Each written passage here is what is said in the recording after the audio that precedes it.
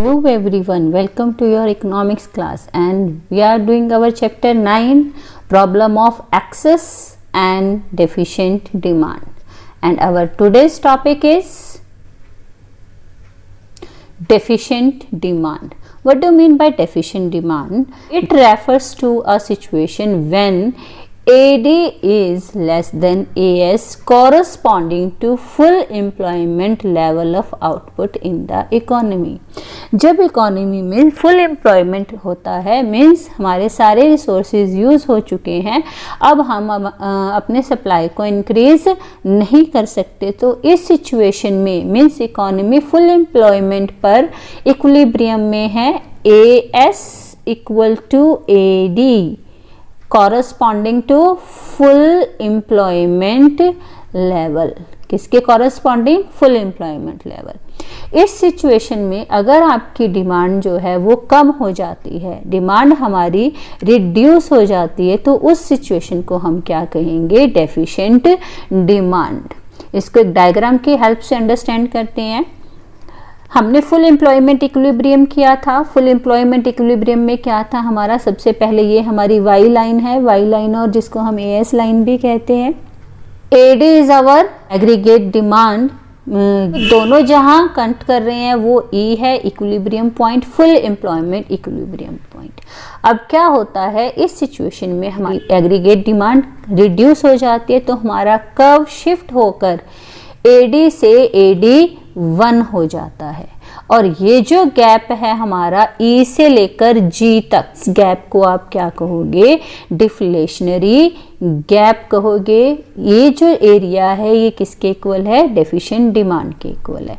इस deficient demand को हम डिफ्लेशनरी गैप भी कहते हैं. क्यों कहते हैं? उसका रीजन क्या है?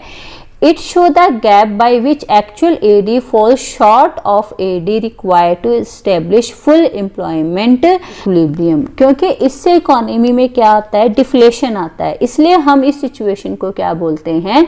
डिफ्लेशनरी गैप भी बोलते हैं. Now what are the different reason और cause of deficient demand? Deficient demand के क्या कॉजेज हैं? हमने ऑलरेडी कंपोनेंट किए हैं एग्रीगेट डिमांड के. अगर वो सारे कंपोनेंट क्या हो जाएं? रिड्यूस हो जाएं. फर्स्ट है हमारा, देखो, decrease in the propensity to consume means हमारे कंजप्शन एक्सपेंडिचर. कंजप्शन एक्सपेंडिचर को हम किससे डिनोट करते हैं? सी से. अगर वो रिड्यूस हो जाए तो हमारी एग्रीगेट डिमांड भी क्या हो जाएगी? रिड्यूस हो जाएगी.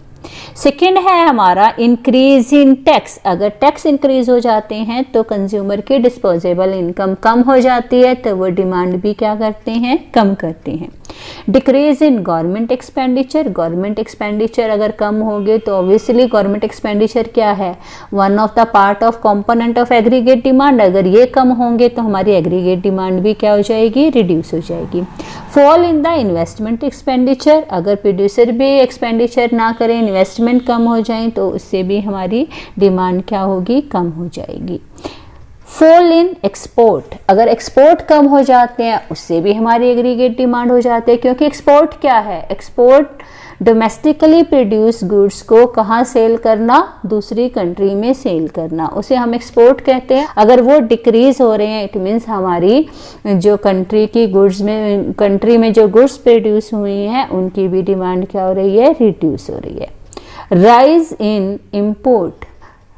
अगर इंपोर्ट राइज हो रहे हैं इट मीन्स हम अपनी कंट्री की गुड्स को यूज़ नहीं कर रहे, हम दूसरी कंट्री में जो गुड्स प्रोड्यूस हुई हैं उनको यूज़ कर रहे हैं, उनको परचेज कर रहे हैं. तो इसकी वजह से डोमेस्टिक कंट्री में हमारी जो गुड्स प्रोड्यूस हुई हैं उनकी डिमांड क्या हो जाएगी? रिड्यूस हो जाएगी. तो these are the various reason for decrease in demand or deficient demand. Now what are the impact, consequence, effect of deficient demand?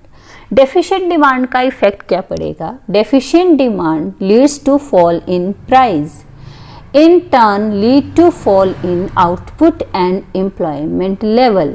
Means demand के reduce होने से, deficient demand से प्राइस पर क्या इफेक्ट पड़ेगा? वो फॉल हो जाएंगे. नेक्स्ट, आउटपुट पर क्या इफेक्ट पड़ेगा? वो भी क्या हो जाएगी? फॉल हो जाएगी, क्योंकि डिमांड नहीं है इसलिए प्रोड्यूसर प्रोडक्शन भी नहीं करेगा. और एम्प्लॉयमेंट लेवल जो है वो भी क्या हो जाएगा, रिड्यूस हो जाएगा। क्यों? क्योंकि अगर प्रोडक्शन नहीं कर रहा तो उसे एम्प्लॉयज़ जो रखे हुए हैं उनको भी क्या करना पड़ेगा, हटाना पड़ेगा। अगर एम्प्लॉयमेंट कम हो जाएगी, एम्प्लॉयमेंट कम होने से लोगों की इनकम और कम हो जाएगी, और इनकम के कम होने से फिर लोग फिर से क्या करेंगे, और कम डिमांड करेंगे, और इकोनॉमी किस सिचुएशन में पहुंच जाएगी, स्टैग्नेंट। कौन सी सिचुएशन है हमारी, स्टैग्नेंट सिचुएशन हम इसको बोलते हैं। इस कंडीशन पर हमारी इकोनॉमी पहुंच जाएगी, डिफ्लेशन की सिचुएशन आ जाएगी। So this is your overall topic related to deficient demand. Now make the proper notes and learn.